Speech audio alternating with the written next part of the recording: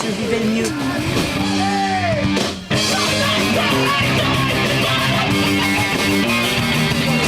Avec mes amis.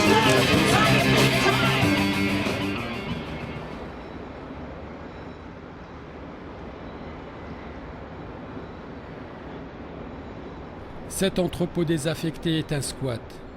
Clin d'œil à la langue bretonne, ses occupants l'ont baptisé T-Squat. C'est l'un des tout premiers squats autogérés ouverts en Bretagne. Une quinzaine de jeunes et autant de chiens y habitent depuis plusieurs mois. Je les ai rencontrés un peu par hasard à l'occasion d'un tournage. À cette époque, je tournais un film sur un groupe de SDF dans la ville.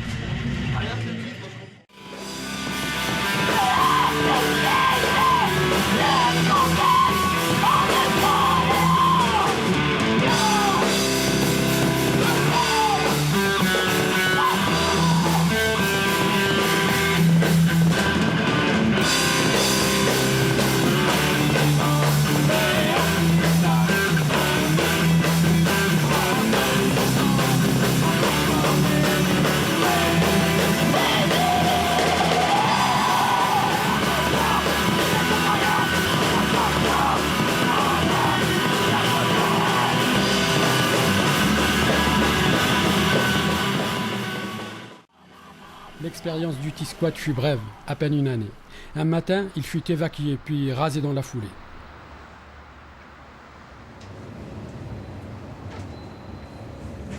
Cette fin somme toute logique du T-Squat n'a pas mis un terme à ma recherche d'histoire et d'expérience à la lisière de la vie dite normale.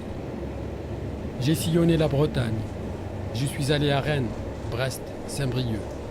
J'ai vu des squats où la contestation tout azimut est érigée en principe politique. J'ai rencontré des SDF qui ont transformé leur squat en centre d'hébergement pour les sans-abri. J'en ai visité un qui servait d'atelier de création culturelle et artistique.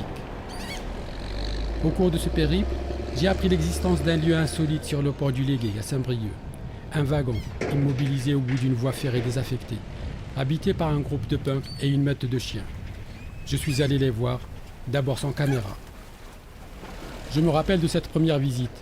C'était en hiver 1999. Je me suis forcé pour franchir cette barrière.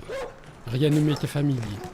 Ni le mode de vie, ni le comportement, ni l'allure de ses habitants. Avant d'introduire une caméra, il m'a fallu un long travail d'approche.